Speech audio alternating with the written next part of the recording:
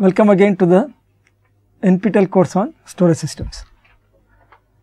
In today's class, we will look at some aspects relating to the block layer. There is some kind of infrastructure that is available for you to write block device drivers. Okay. I think as you might have guessed by now, if you have a fairly complex system, the only way you can tame the complexity is by providing various types of layers, each layer doing some part of the job. Okay. Like for example, when you want to use some specific capability in the operating system, you might use a system call, but you usually do not use a system call directly. What you do is you first make a call to a libc function which encapsulates the system call. Okay. And that libc is some kind of layer which actually takes your arguments and converts it into the form and also does all that code required to move from user space to kernel space, and finally the call goes into the kernel, right. Your own, basically the thread you came in, the thread you are using for making the call, right, that is still the same. You walk into the kernel, but the arguments have been massaged a bit, they have been changed a bit. I think you might have seen in the previous class that you might use a file descriptor, but the time when it comes to the kernel, it is actually a struct file star or something like that, right. You must have remember that we looked at the driver, so there is some another layer there. So libc is one layer in some sense. Okay. Similarly, in the file system, in the kernel, if there is a storage service provided, you might be doing it to the file system. The file system might itself be composed of what is called a virtual file system VFS layer, and then on top of it a regular file system like ext3, ext4, etc. That in turn will use what is called a buffer cache kind of algorithms, okay, which will do some buffering. That in turn will use a device driver specifically written for the device. That in turn will possibly use some infrastructure that is provided by the kernel so that all block devices can use it. This is a block layer, okay, and the block layer is the thing which actually finally talks to the actual device driver. Okay. So there are multiplicities of layers there, and the reason why you do it is because it is very hard to get any of these things working. So you try to reduce the complexity by giving those layers. So first I will discuss what I will call an old block layer, that is previous to, let us say, approximately 2.6 in the Linux kernel. Okay. So basically, if you look at the thing, the routine looks like the following. So basically, you have a if you want to make a read and write request, it first calls something called LLRW block. This particular block, by the way, this particular routine is no longer what you might call advisable for you to use now. Okay, this is what is called a deprecated routine. Okay, there are other routines, but since I am talking the old block layer and it is somewhat simpler for me to discuss these things, I am using this. Okay, so when you get a read and write request, you call LLRW block, right, and basically there will be, you want to read or write buffers, and these buffers are basically the one that is in the buffer cache. Okay. So it also is something called request structure, which is a list of buffers adjacent on disk. I think as we discussed before, one of the critical things that you have to do is to cluster things. A disk performs best when all the things that you are looking for are contiguous, all the blocks, what you want to read or write. Then only you get some reasonable performance, otherwise your throughput may be 1/100th or 1/10th of what the disk can actually do. Okay. That is why it is a critical part, request structure, list of buffers adjacent on disk. Now, if you want to read or write, basically what you do is you want to take that read or write and see if you can cluster with existing request structures. As I mentioned, what is a request structure? It is a list of buffers adjacent on disk. So a new request has come in, you want to see if it is somehow adjacent to one of the previously existing requests. That is what this make request does. Okay. If it finds that it is somehow contiguous with one existing request structures, it just enlarges that request. Okay. If it does not find anything of that kind, it creates a new one. Okay. And the next step is to make the IO request corresponding to these buffers. Okay. And when you do that, it calls something called add request.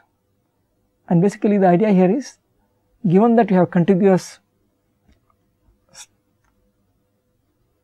writes or reads, what you next do is you want to see how best they are serviced. You can do what is called varieties of algorithms for scheduling those requests. Okay. For example, you might, if you are having a request, for example, on the disk, there is a request here, let us say this A, and there is a request B here, and there is a request C here, right. Suppose the order is in the A, B, C, right, that the way it has come in. What you often do is, you find that you may find it easier to service requests in this order first, that is A followed by C followed by B, rather than do it from A, then go back to B, then go to C, etc. Okay. That is much more movement. This creates a mechanical system, electromechanical system, and this take time. So the best thing is to sort it. Okay, that is what we are going to do. Okay. So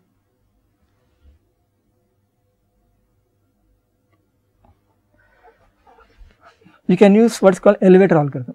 There are many types of elevator algorithm, and that is depending on what you have, something called C-scan, etc. There are various types of things out there. Okay. So, and you can, typically what we are discussing right now is what was there in Linux 2.2. Okay. This is about almost 10 years back, okay, 10 or 12 years back. Okay. So, it basically adds, it takes your request and sees in where it should be serviced. Okay. Now, thing is, now the device could be right now busy, okay, or it may be not busy. Suppose it is not busy, okay, that means no activity is going on the disk.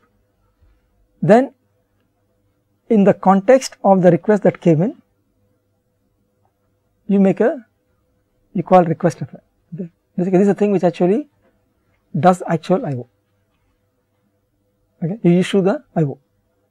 Okay. Otherwise, what happens is that the disk is already busy, and anyway you can't ask it to do anything new right now. So, what you do is, you will ensure that when the previous request, because the disk is busy, so when that disk completes its work, it is going to interrupt.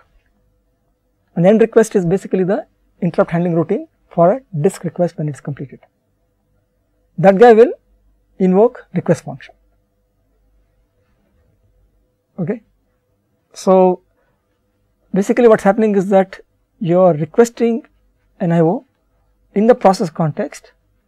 If you see that the disk is completely idle, nothing is happening there. You came in from your application space, you changed your mode, you are still the same person, okay. You walked inside the kernel, okay, and then you see if the disk is idle. If the disk is idle, then you can actually issue it in your process context, okay. Whereas if the disk is busy, then you can't issue another request because it's anyways doing something, okay. So what you do is, you just queue it, and then you are done with the job, done with your request. And because the disk is busy, it will certainly, the disk has to finish sometime that work, whatever it was done. Of course, the disk becomes bad and it never finishes, then of course you have a strange situation, something is bad with the system. So the disk has completed the previous work, therefore there will be interrupt, therefore there will be a callback, that callback or interrupt handler. That guy will notice that there are multiple requests sitting out there, and it will issue it, but it will be issued in the context of the interrupt handler. Okay, basically in the context of in the what is called interrupt context. It won't be done in the process context. That's something you have to keep in mind. That means that the party who is doing it it has got its own stack which is completely unrelated to the stack of the party who wanted the service. They are two completely different things. In some sense, it's a proxy which is sitting there and doing it for you. The proxy is a different person than the party who wanted read and write. Okay. So that's one part of the thing. Other thing is device plugging. Basically, we will again go through a bit of this slightly in more detail. Device plugging in the sense that this disk performs best, a disk performs best in case you have lots of requests. If you have lots of requests, then what you can do is you can sort them, and then you can use elevator algorithm, so that as you are walking like this, you keep requests, and then every request you keep on doing it one by one, right? So you don't do much of seeking. Okay, all the time you are spending your work doing work, serious good work. You are not wasting time going back and forth. Okay, so the more number of requests are there, it is very likely that you will have reasonable amount of work and less amount of useless work, that is just seeking to get to the next place. Okay, so to make that happen, you might also do what is called plugging, device plugging. When you see that there is nothing there, you plug it so that you don't issue the request immediately. Basically I told you add request, for example, it's going to call the request function that I have, right? Now I don't want that to happen immediately. I want to wait for some time. I wait for some time, and then let's say about tens of milliseconds. Okay, probably 100 milliseconds, 20 milliseconds, 50 milliseconds. The expectation is that there will be a lot more requests coming in, and then they will all be captured, and then you again sort them, do appropriate things, and there is some chance that your disk is giving reasonable throughput.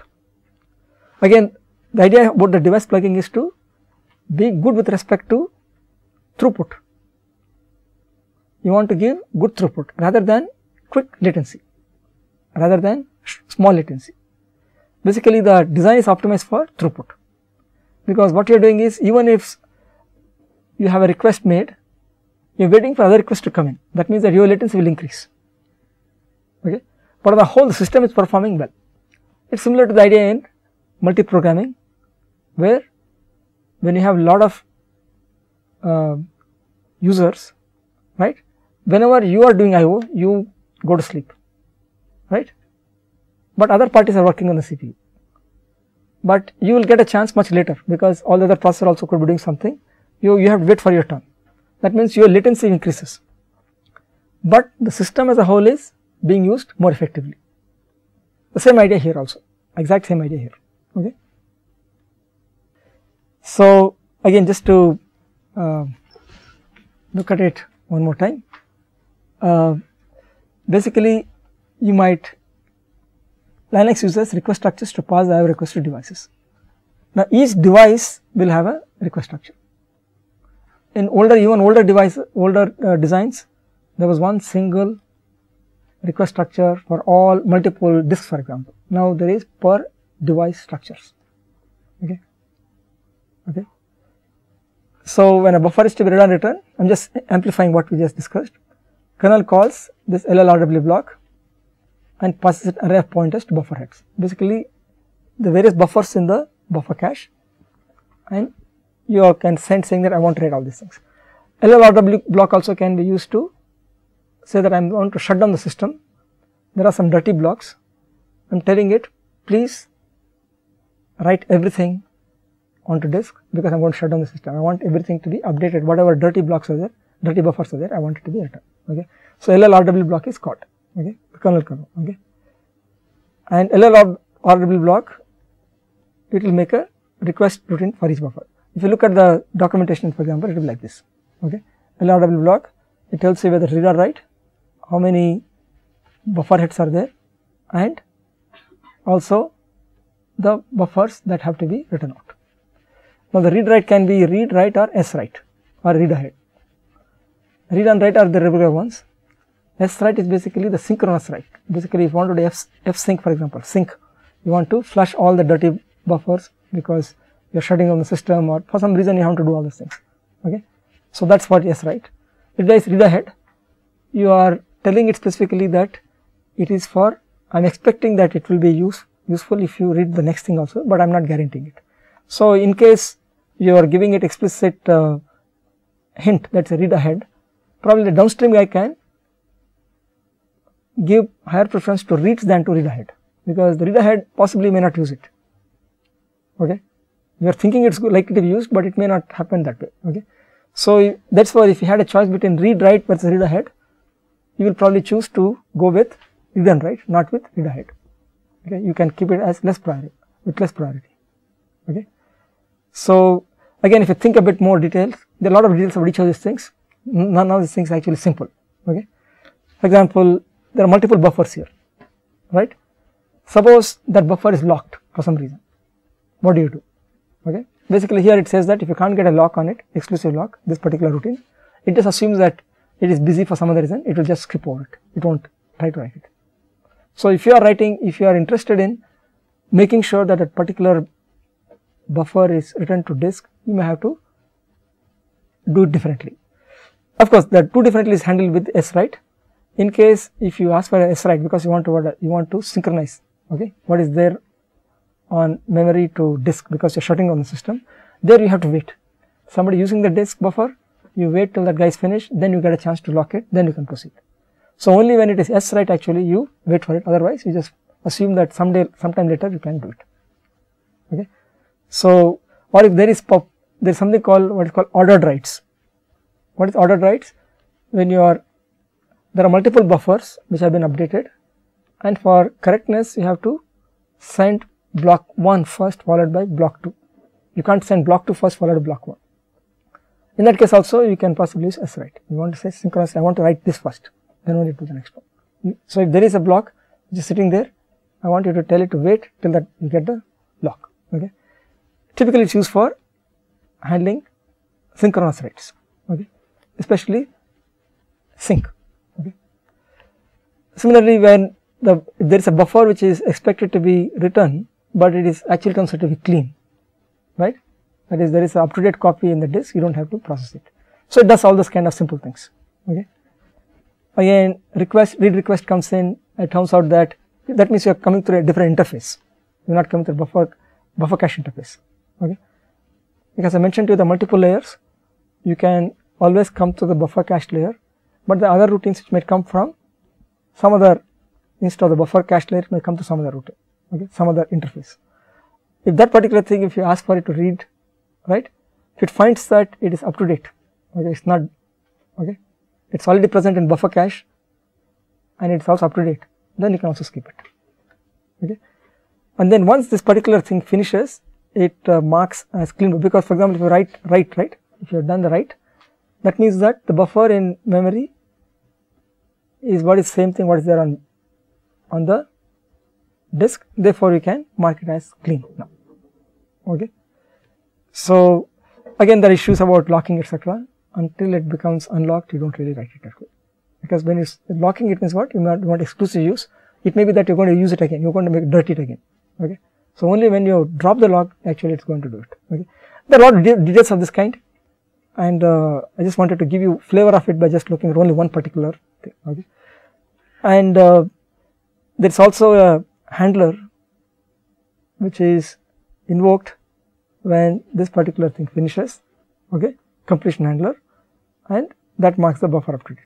Okay, and then it unlocks the buffer and wakes, and there it could also be that there are parties who are waiting for this particular buffer, you may have to wake them up.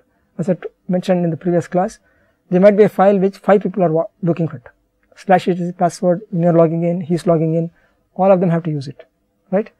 So you try to bring it from disk, but once it is there in disk, as you are reading it, he may also try to log in, and because he is trying to log in, what will happen is that the system will notice that this is being already getting picked up from the disk.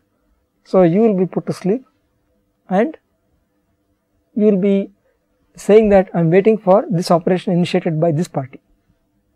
Okay, and so there will be some waiters also possible for these things, and then when you finish, you have to check if any waiters are there. Okay, read waiters, write waiters. Okay, and then you basically read waiters. Sorry. Okay, only read waiters. Okay, and then basically what happens is that you awaken the party who was waiting for this operation to be complete. Okay, all that is happened. Okay, so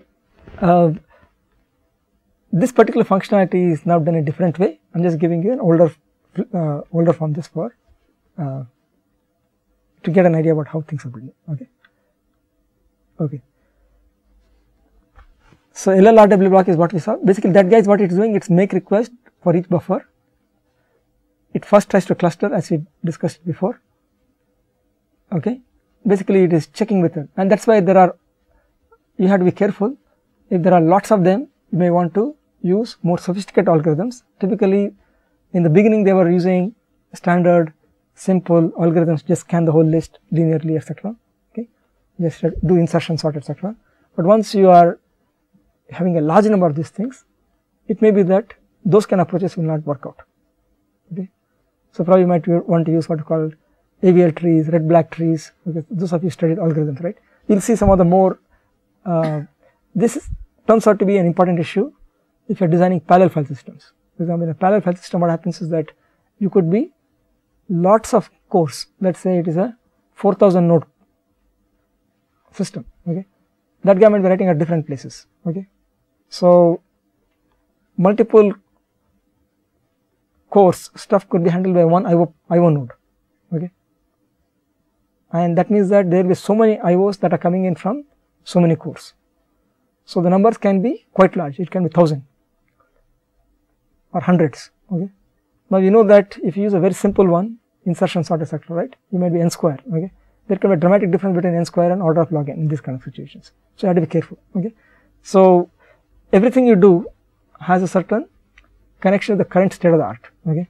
Sometimes the request numbers might be quite small, so probably insertion is the best, actually faster than anything else you can think of, because other algorithms might be more slower because you have so much more generality. Okay.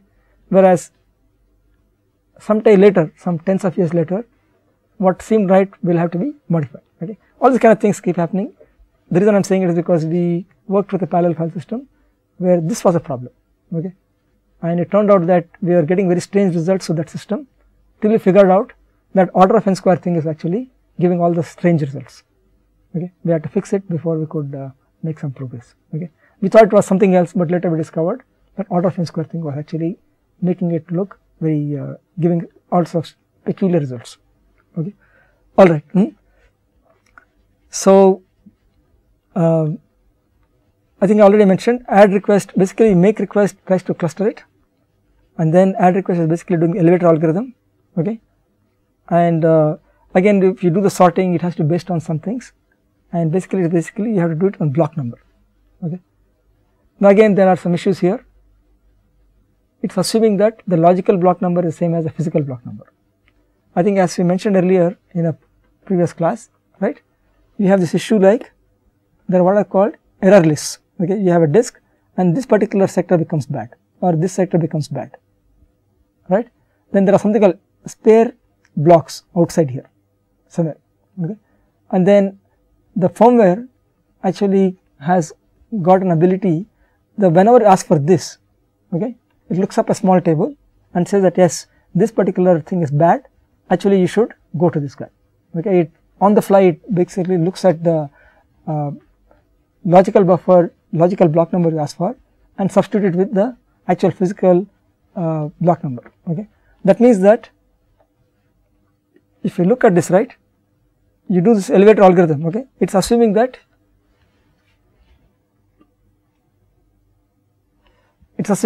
the block number, logical block number is same as the physical block number. Okay, it will not be the case for a few cases, whenever there is remapping going on. Okay, but that is such a small number that nobody bothers about it. Okay, it happens once in a while. Okay, but if you are a multimedia kind of person, this is an issue. Okay, basically because suddenly you might get a 20 millisecond gap, and in the 20 millisecond gap, sound samples have to be picked up every 20 milliseconds. Okay, if you suddenly see a gap, you will suddenly hear a click. Okay, there's some problem is there. Okay, that means you have to do some buffering to handle all these things. So you have to do extra buffering, etc. Okay. Okay, so now once this has happened, you look at the device. I think we discussed already a bit. The device idle, the kernel calls strategy routine request. Okay, as I mentioned in the block devices, instead of read and write, we have strategy routine. Okay, and that is the thing actually which does the operation. Okay, so if the device is idle, that means that you came in as in the process context and you can issue request function of the thing in the process context. Otherwise, the driver actually has written an interrupt handler when the IO finishes. It is their responsibility. Okay. Only important thing is the request function cannot block, as it needs to be called from interrupt context. We already discussed that in the interrupt context, if you block, then you can hang the system, or it can delay lots of, if you have multiple levels of interrupts, then possibly you will be okay, but still there is a problem. Okay. So, you have to avoid blocking, okay, in the interrupt context. So, plugging, again we discussed it in some briefly before. Basically, you want to allow accumulation of requests in device queue and use what is called a plug. Okay. Plug is basically a way of calling it. Okay. It is basically a way to say that don't process the queue right now, that is what it says. Okay. Wait till you get more stuff. When request comes in and the device queue is empty, the plug is put at the head of the request queue. It is some kind of a special entry which is specially marked as saying the plug. Okay. And then you also register an unplug function, because once it is plugged, there will be some thread which will be kernel thread which will be there, which will every so often will see if some unplugging has to be done, if enough stuff has been accumulated. Okay. That means that you have to call a specific routine which will actually do the unplugging and let the previous stuff go on, because we discussed all this stuff, right, all this thing happen. There has to be a function that has been registered which actually does this business of unplugging and calls this part. Okay. So, basically if you do this, requests keep accumulating for some time, and then a thread executes unplug routine, removes the plug, and then calls request event to serve the request. Okay. That is basically the way this whole system works. So, the thing important for you to remember is that there is this process context and interrupt context, okay, and there could be a system context also, because with the kernel daemon which is running, for example, in the case of unplug, that will be in the system daemon, system context, because it is running every so often. If somebody is waking up this particular system daemon, okay, the kernel daemon or something like that, right, and that guy is going to execute not in interrupt context but in system context. So, all three things are possible. You can be doing it in user context, process context, interrupt context, or in system context. Okay. You have to be very clear about exactly what these things mean. Okay. Okay. Now, that is the way a device, a simple block device works. Let us look at a slightly more complex block device. Okay. Now, you know that the maximum size of a disk is about currently 4 terabytes. Okay. So, if you want to build a bigger one, let us say you want to build 100 terabyte disk or 5 petabytes, okay, you can't get with a single disk. That means you have to concatenate, okay, multiple disks, and then you will get one much bigger logical disk. Somebody has to, either the operating system knows that there are so many disks and then it worries about all of them, okay, or somebody is providing it a facility by which it thinks logically in terms of a 100 terabyte disk, okay, and somebody is faking it from the 4 terabyte disks that are there. Okay. So, the basic issue is you have multiple disks, okay. So, for example, slash disk 1, disk 2, disk 3, an operating system actually has to know about disk 1, disk 2, disk 3, etc., and then if you get a request, let's figure out where it is and then call that thing, right. A lot of housekeeping work that kernel itself has to do, okay, or the file system has to do, and or you provide a big disk which is logically the concatenation of D1, D2, D3. So, this, let us say this 5 terabytes, this 5 terabytes, 5 terabytes, it looks like a 15 terabyte disk, and somebody has to fake it, okay, and that could be our, for example, a new type of device driver which is designed so that it manages all the details. for this particular new device, the device is 15 terabytes. You ask for a particular block, it checks whether it is in this first device, second device or third device, and appropriately sends a request to that particular thing. Okay, it goes either here, here or here. Okay, so and that is an example of what is called a RAID 0 driver. Okay, RAID 0 means simple concatenation. Right? That is concatenation or catenation. Okay, you just join them together. Now that is one. There is other possibilities also. Suppose you are concerned about reliability. You are concerned that the disk may be falling apart, or it has got what is called sector errors, and you may lose some information. So you can do what is called RAID 1. What is this? I think we discussed briefly before. RAID 1 is a way of keeping multiple copies of the blocks, 2 copies typically, so that if one copy goes bad, you can pick it up from the other block. Now, there somebody has to manage all these things also. Okay, so you can write a driver which is layered on top of the regular disk driver. Okay, so you can devise what is called a layer driver.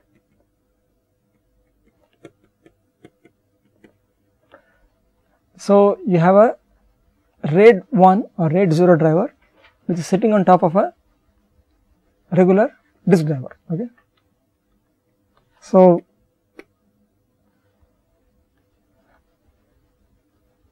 that is basically the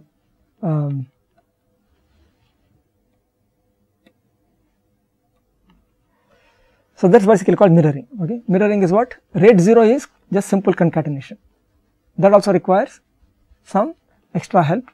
RAID 1 actually does copying also, that also requires some extra help. So all this extra help can be put into one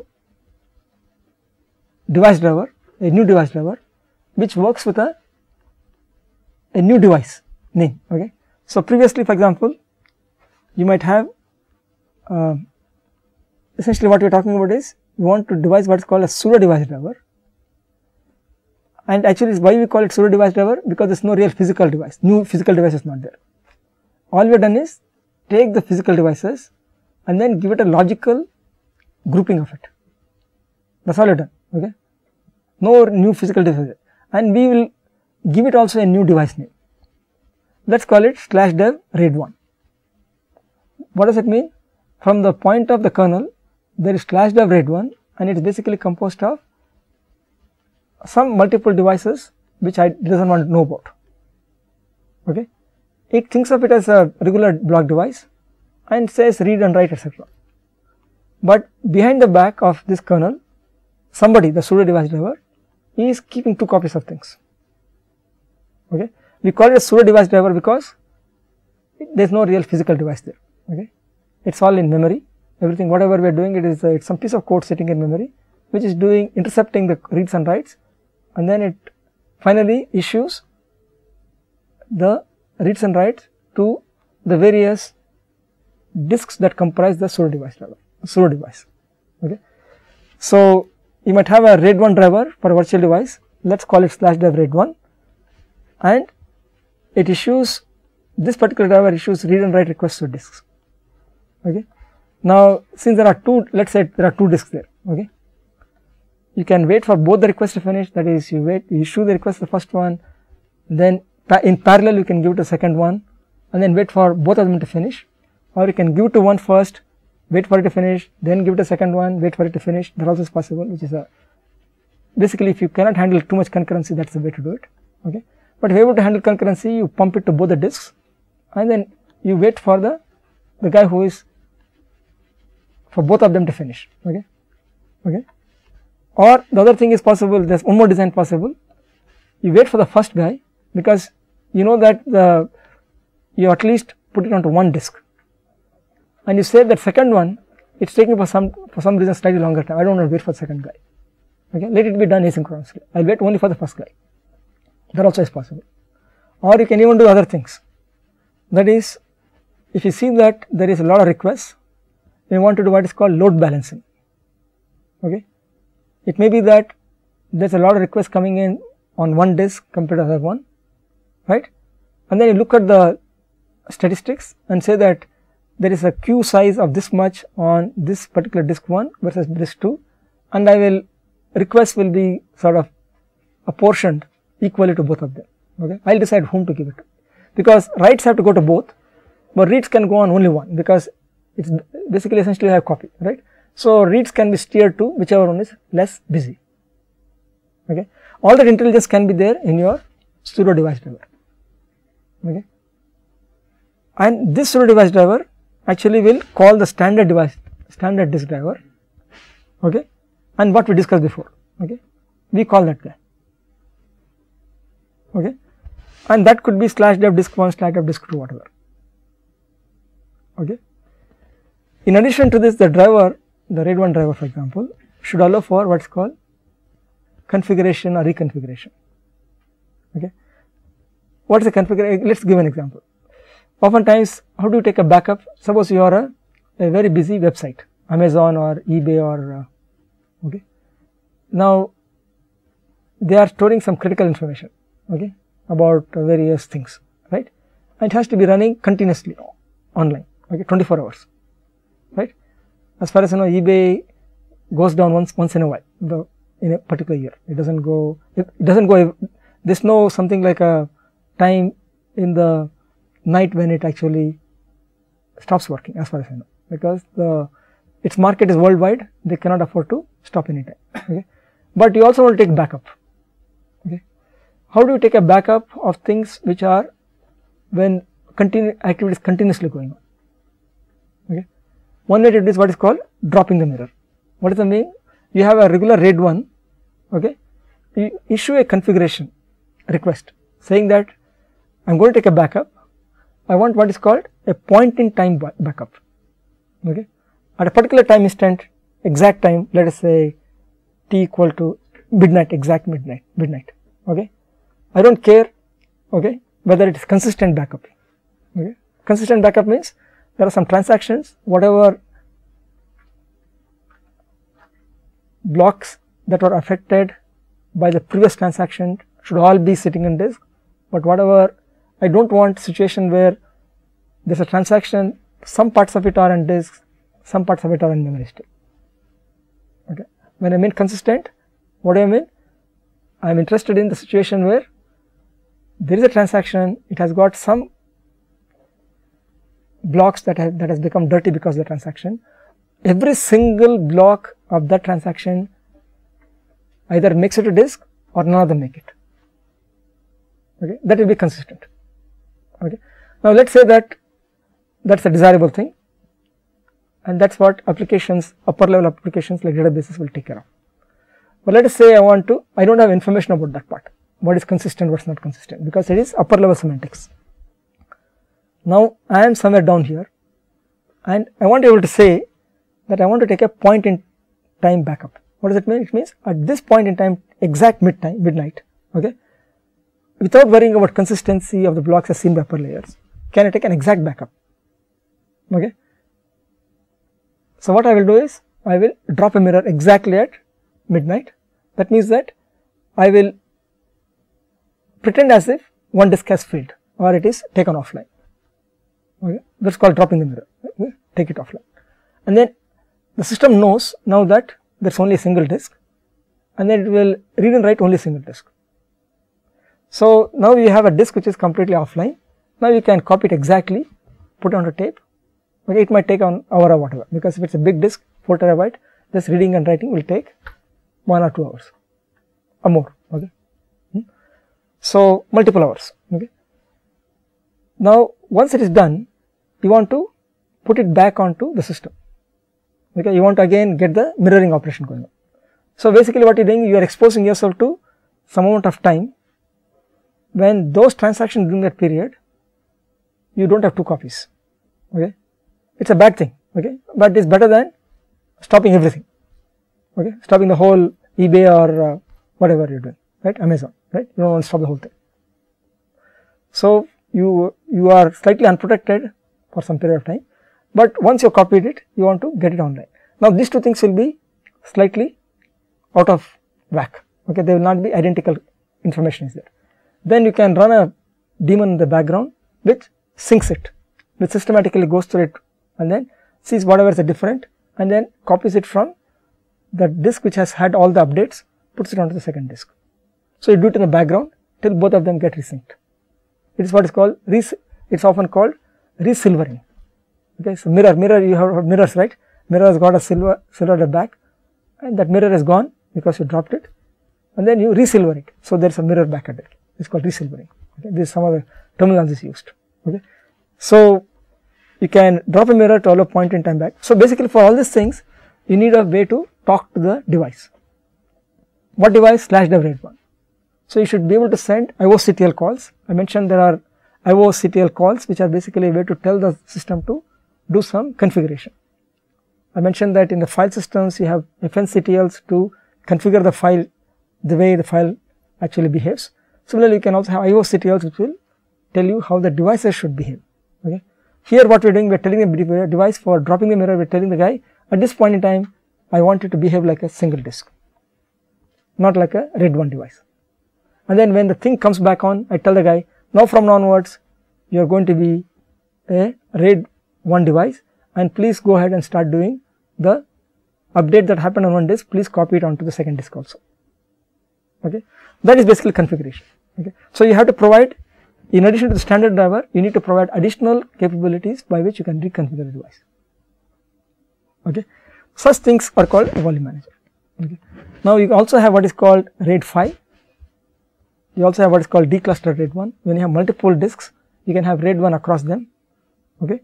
So I am not going to go into details about these things. There is a RAID 5, RAID 1, etc. That is also possible. Okay. Now let us think about how this. So we are going to do some layering. In terms of layering can be problematic. Okay. We will just understand what the problem is. Okay. So I think once we already mentioned that there is a problem with,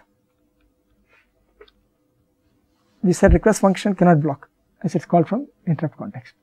Okay. Now strategy routine called from interrupt handler but cannot block. I think we are already saying the same thing. But what is going to happen is that since it is layered, you have an upper layer and a lower layer. Okay.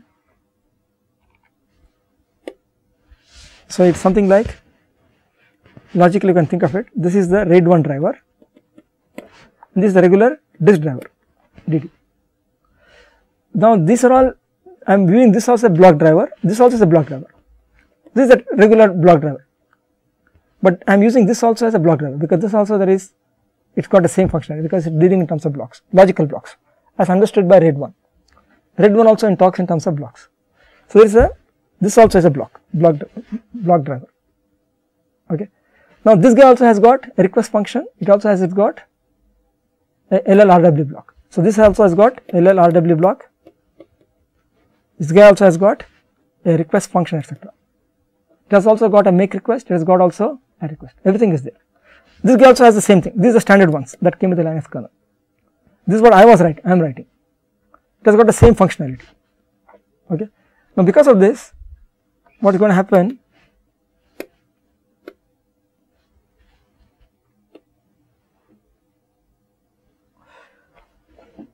The upper strategy we essentially call the lower LLRW block. Okay. Now this can, the LLRW block can block as a global array of request structures can become one. Why? Because you notice that if I have a top level RAID 1 or RAID 5, right, one request can involve 5 disk requests, actual disk requests. For example, I have something like, instead of making RAID 1 which is exactly 2, for every logical block there are 2 copies in RAID 1, it could be 2 copies, it could be 3 copies, it could be 5 copies, right.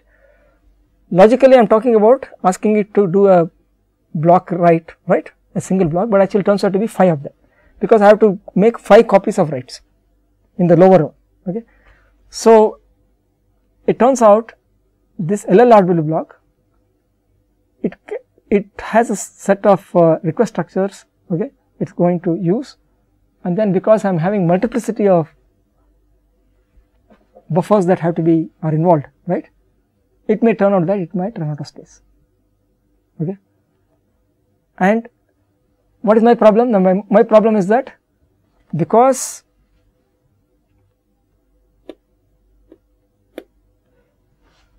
this the request function, right, I am going to call a request function here. This request function is going to call something below here, and this should not block. The understanding is that request function should not block, but since it is calling lower guys and the LLRW block can actually block, this request function which is being called in interrupt context can also block, which is a problem, right. So that makes that you need to find some other solution for it. Okay, you have to figure out a way in which this call request function does not block. This request function already people have taken care of. Okay, the clever guys, the Linus Torvalds and all the people that have taken care of it, right. Now you are writing this request function is going to call this lower level routines, right, and if this LLRW thing blocks, okay, you are sunk. Okay, because the idea is that in the block device you are not supposed to, the request function is called interrupt context, because the thing is when you finish all these writes, each of the writes, right, then you call back the corresponding request function, the completion routine for the RAID 1, because the RAID 1 itself might need some completion routine which will fix up everything once, because the whole write is complete, right, and that will be called in interrupt context. Okay, and because of that there could be a problem, serious problem, because if it blocks. Okay, so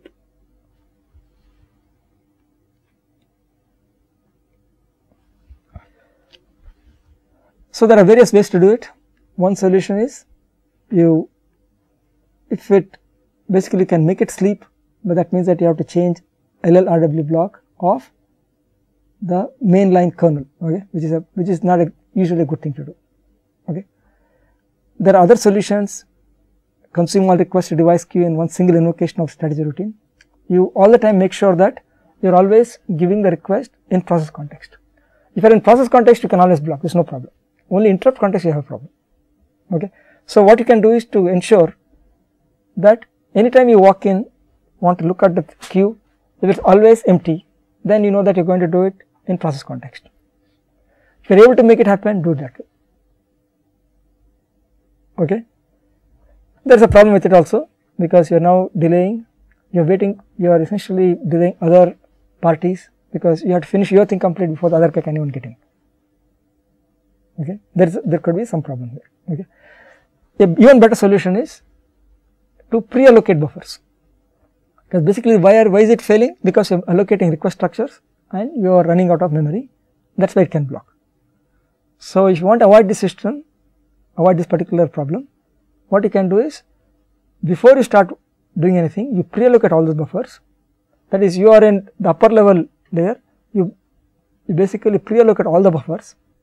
Okay, basically take the worst case situations. Okay, and then if it so happens that you are unable to get the buffers, you block before you get into the interrupt context in the first place. Okay, you don't have to worry about those things. Okay, so that also is possible. Okay, so variety of solutions possible. And that is something you have to think about carefully when you are writing these kind of drivers. The most important thing you have to do is to see where could there be blocking points, and if it is being called from the interrupt context, you have to ensure there is no blocking going on. Okay, and how do you avoid blocking? Typical easiest way to is you find out why it could be blocking. If it is a memory allocation, then you pre-allocate the buffers before you actually do anything. But that means you have to take care of the worst case situation. That means you might allocate much more than what is really required. Okay, because you might have branches in the code, and then you have to, irrespective of which branch you take, you have to find the maximum number of allocation that you can do and allocate all of them before you can walk in. So that will be available there. In case you can't allocate, you just basically hang there till you get it.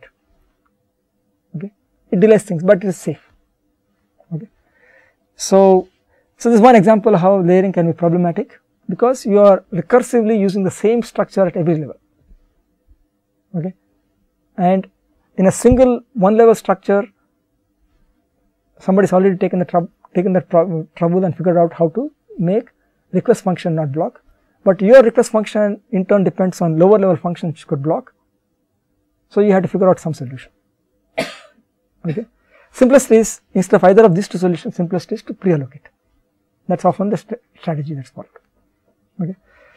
The other kinds of problems, there are many problems that layering actually can introduce, okay, but I am talking about two of them. Fixed size problem. Okay. So now if you have there are some types of devices like RAID 5, I think we discussed already. What is RAID 5? You basically have parity, right? You take the parity of multiple disk blocks and compute the parity and store it in the 5th disk or 6th disk or 7th disk. Okay. And if you are reading or writing to RAID 5, you have to avoid what is called read modify write cycles. Read modify write cycles. Okay. And so you have to be able to write in full stripes, because if you write only partial, that means you have to read the full stripe and then then you can update it and then write it back. You have to read it first, update it, then write it back. Okay. So but what is happening right now is that since if Linux has a fixed buffer size, these are all again I am telling this about the issue about some years back. Okay. The logical buffer already has been split into multiple buffers, and then when you finally ask it to avoid this read modify write cycles, right, you have to check whether already split up buffers are actually contiguous and actually constitute one full stripe write. Okay. Somebody has to do the back mapping again. Okay. So again the error, for example, the upper level wants to know if my RAID 1 write finished or not, but the lower level guy will only give you what happened whether disk 1 failed or disk 2 failed. Somebody has to again map the failures at disk 1 and disk 2 to saying that your RAID 1 write didn't succeed. Somebody has to do the mapping also. Okay. The very issue of this kind. Okay. So that is as old stuff. There is a new block layer. Again, this new block layer keeps changing every so many years. I am just giving you some information about as it exists right in the recent past. Okay. It may not be exactly as it exists right now. Okay. So I mentioned there is this problem about this full stripe writes, right? You have to look at the structure, because you came from the top full stripe write, you split into small things, but finally when you issue the writes, you may want to discover the fact that it is a full stripe write, right? Now those kind of problems have been solved. There are other issues that have been solved in the newer models. For example, there is a lot of flexibility in changing the schedule algorithm.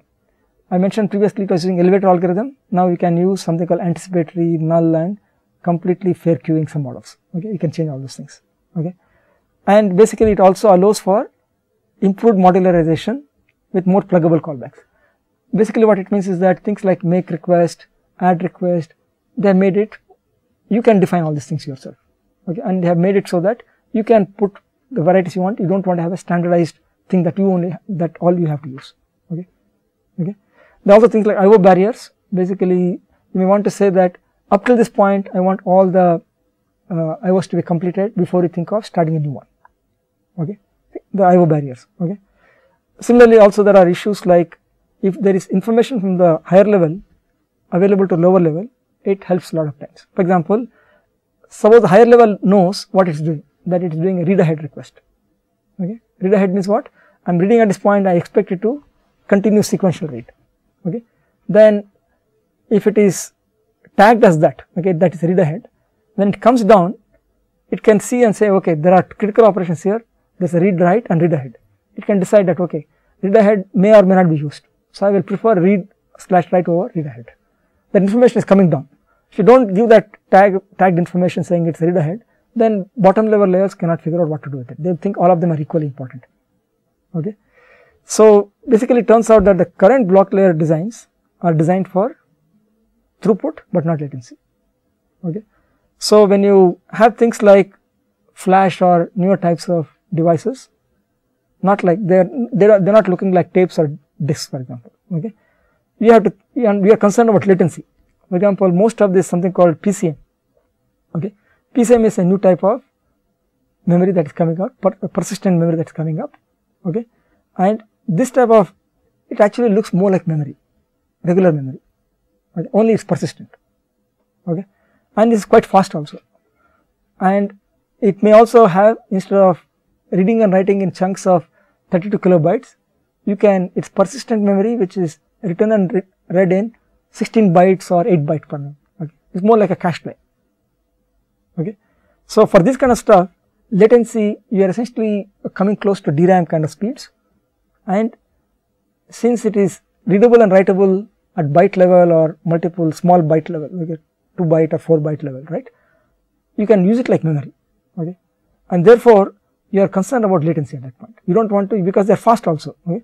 If you try doing this plugging business, right, you are waiting for a lot of requests to come before you can issue it, right, then latency will become high, okay. So you have to completely throw away all this stuff, okay, or you have to find a special new path by which you can avoid these kind of things, okay. So basically it turns out, if you are designing any of these block layers which are used by multiple block device drivers, right, you want to provide some infrastructure, a lot of other people are using it on top, right, then it becomes a lot of, it turns out to be fairly complex to figure out how to do it, and it requires a lot of experience, okay. Basically the concurrency, or typically you want to exploit some hardware capabilities, all these things, if the unusual hardware capabilities, then the previous generation of block layer designers have not taken those into account, right. They actually have to be again reworked again, and you might have to change the layers again completely, okay. So this is something that keeps happening every so often, so it's always in a dynamic state of affairs, it's not going to be static. So I'm pretty sure that currently Linux 3.7 or 3.8 has some block layer, which probably will be relooked at, and probably people will say that flash is going to be the most important thing, or PCM is going to be the most important thing. We need to have completely some block layer which is better at it rather than what we are currently using, which is closer to disk level kind of models, okay. Okay, I think I'll stop here.